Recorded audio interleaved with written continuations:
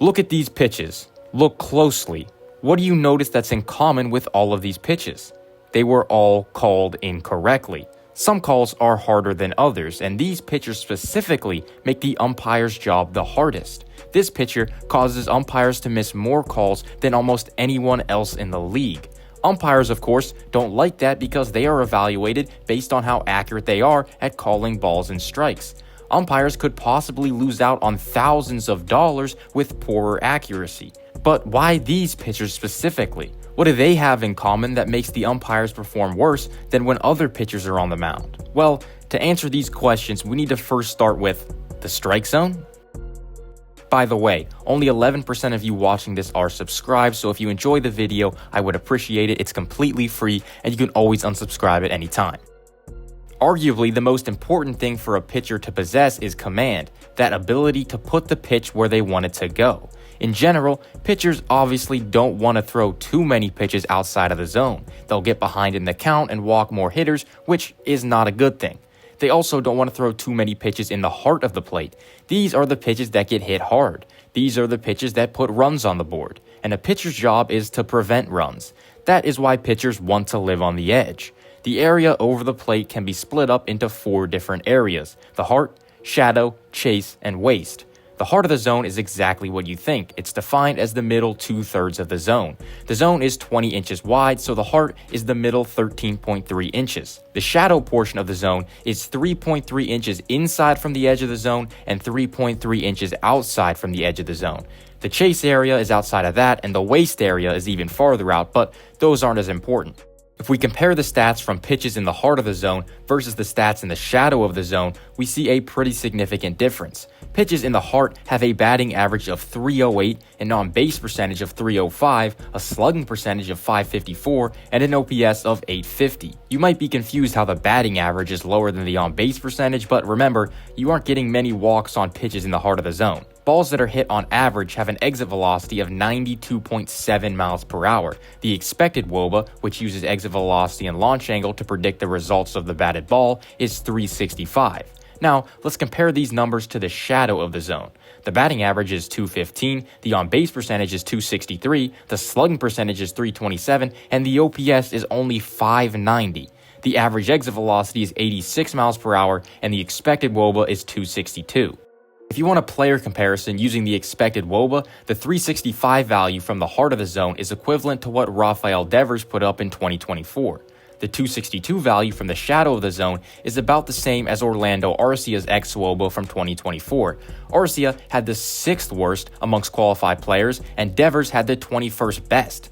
Now, this difference isn't 100% because of the location of the pitch. We also have to acknowledge some bias here. The pitches in the heart of the plate are more likely to be 2-0 or 3-1 pitches, which hitters obviously are going to perform better in. There are some other ones as well, but locating pitches on the edge of the zone helps the pitcher out a ton. Or does it? Here's a graph from 2024 that shows the relationship between edge rate and ERA. Each dot represents a qualified pitcher in 2024. The farther to the right, the higher the edge rate, and the higher the pitcher is, the higher the ERA. There's very little to no correlation here. As the edge rate increases, there's no real trend in ERA. This is what I'm going to call the edge rate fallacy. While the numbers look great when you look at the results of the pitches on the edge, pitchers with high edge rates are not necessarily preventing runs any better than pitchers with a low edge rate. But why is this? We just saw the significant difference in the numbers. Obviously, pitching with great command is not the only way to get outs in Major League Baseball. There are several pitchers who rely on high velocity or rely on movement to get outs. These kinds of pitchers rely on generating the swing and miss to get a large portion of their outs. And it's no surprise when we look at the relationship between edge rate and whiff rate, it is a negative one. As edge rate increases, whiff rate decreases. This makes a lot of sense. In general, pitchers with nastier stuff are going to have less control. Ultimately, we can look at this graph and pick out 3 main categories a pitcher can be in. The first one are the guys that get a lot of swing and miss. Great stuff, but don't throw a lot of pitches on the edge of the zone. This group is located up here with guys like Jared Jones, Luis Gil, Taj Bradley, and Tyler Glasnow. The question you have to answer is, Why would they throw pitches on the edge of the zone? Most of these guys can throw their elite fastballs in the zone and get good results no matter the location. And when they get ahead in the count, they often throw one of their nasty breaking pitches like a slider or curveball well out of the zone to try to induce a swing and miss.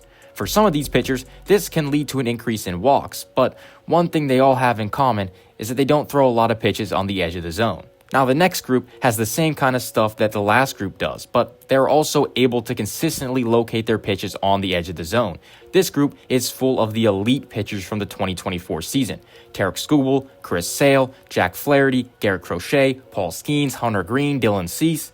Yeah, these are some of the best pitchers in the league, and that's not a coincidence. They have elite stuff to generate swings and misses, while also possessing the command to put their pitches in the ideal spots. The final group, though, to me, is the most interesting out of the three. This is the group that this whole video is centered around. These are the pitchers that don't throw 98 miles per hour. These are the pitchers that don't have a slider that breaks 2.5 feet. Kyle Hendricks, Jose Barrios, Martin Perez, Zach Eflin, Kyle Gibson, Miles Michaelis. These are what I like to call the edge kings. These guys aren't necessarily the best pitchers in the game. In fact, out of these three groups, they're probably the worst. This explains why we don't see a trend here in this graph, because these pitchers who have a high edge rate are typically pitchers with worse stuff and will get worse results even if they're throwing pitches on the edge of the zone. Let's compare these two pitchers. Luis Gil, a young, hard thrower with great strikeout stuff, and Zach Eflin, an edge king and possibly the opposite of Luis Gil. These are their stats when they throw in the heart of the zone. Batters crush Zach Eflin when he throws in the heart, but Luis Gil does just fine when he locates a pitch there. A .239 batting average and a .699 OPS is a pretty good mark to hold the opponent to. Eflin allows his opponents to hit to a .303 average and an .855 OPS when he throws in the heart. Now, if you had to guess which pitcher had a better ERA in 2024, if you guessed Luis Gil, you would be correct, but not by much. Eflin posted a 3.59 ERA compared to Gil's 3.50. Now, let's compare their edge rates. Gil only had a 42.5% edge rate, ranked 85th out of 107, while Eflin had a 46%, which was the 5th highest in the league. This is a common theme amongst the edge kings, especially the successful ones. They somehow find ways to succeed in a world where all pitchers seemingly have high velocity and high spin rate, when that is exactly what they lack. There are two edge kings in the league today that have been doing it for a long time. They never had the stuff to just go out there and dominate guys. They had to be smart about their pitches. They mastered the art of pitching on the edge. These two guys being Kyle Hendricks and Martin Perez. Despite never averaging over 90 miles per hour on a fastball in any season, Kyle Hendricks has remained at the major league level for 11 straight seasons. In today's world, that's a pretty shocking stat. His career strikeout rate is under 20%, sitting at just 19.3. That's really bad in today's standards. Now, I know recently Hendricks has not been very successful, but let's not forget all of the success he's had in his career. If you don't recall, this guy got MVP votes in 2016, finishing third in the NL Cy Young race. He has a career ERA of 3.68 and a career ERA plus of 113, a FIP of 3.9, 21.5 BWAR, and 25.4 FWAR. This is an above-average pitcher, and he did it by being an edge king. Since pitch tracking was integrated in 2015, nobody has a higher edge rate than Hendricks. 46.7% of the time that he's thrown a pitch, it has ended up somewhere on the edge of the zone. Who needs 97 miles per hour fastballs? Who needs 3,000 RPMs when you can locate your pitches? I'll tell you someone else who doesn't need those things, and that is Martin Perez. Perez has also sustained a solid career in the bigs after completing his 13th season in 2024. Perez has a career strikeout rate of only 16.2%. That would be the worst mark in the league in 2024. But just like Hendricks, don't let that fool you. He's posted a career ERA of 4.44 and an ERA plus of 99, which means he was just about a league average pitcher for 13 straight seasons. He had a 4.45 career FIP, 14.5 career BWAR, and a 16.4 FWAR. Pretty good numbers for someone who completely goes against the ideal modern-day pitcher. And you know why? Well, let's flash back to the edge rate leaders, and look who's there at number 2, Martin Perez. Also, before we leave this screen, shout out to the rest of the edge kings in Marco Gonzalez, Zach Davies, Eflin, who we already talked about, Merrill Kelly, CC Sabathia, Tyler Mahle, Austin Gomber, and Aaron Nola. This leaves us with just one final question. Why do umpires hate these guys? Well, I'm not so sure that they actually do hate pitchers like Kyle Hendricks, but if they did, they have a pretty strong explanation. The hardest pitches to call correctly are the ones that are located on the border of being a strike or a ball, pitches on the edge. Pitches right down the middle or in the dirt are obvious calls that they get right nearly 100% of the time. Take a look at this graph of umpire accuracy over time.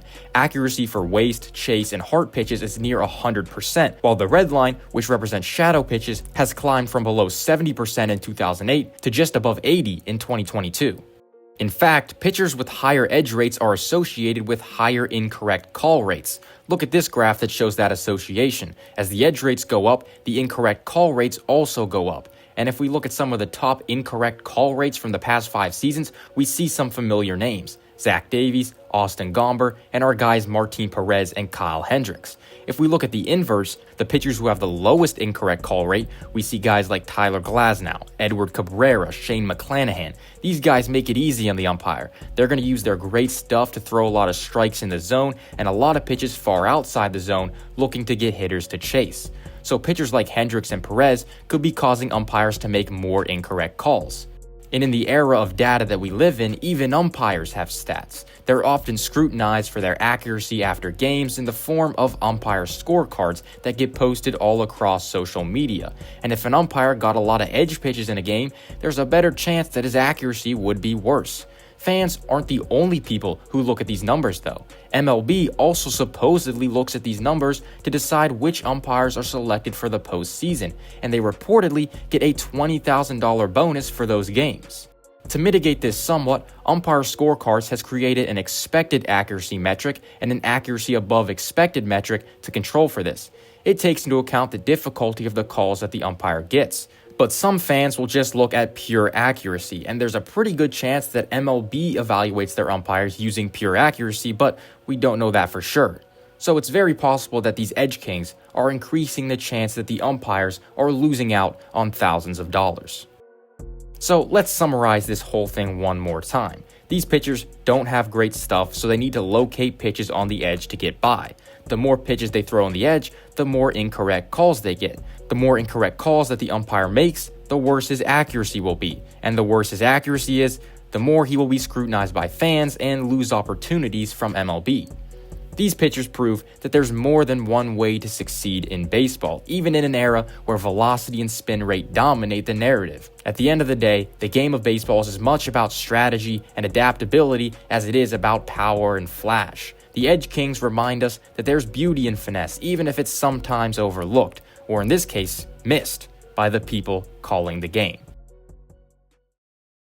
Thank you for watching. Subscribe if you enjoyed it, and I will see you in the next one. Goodbye.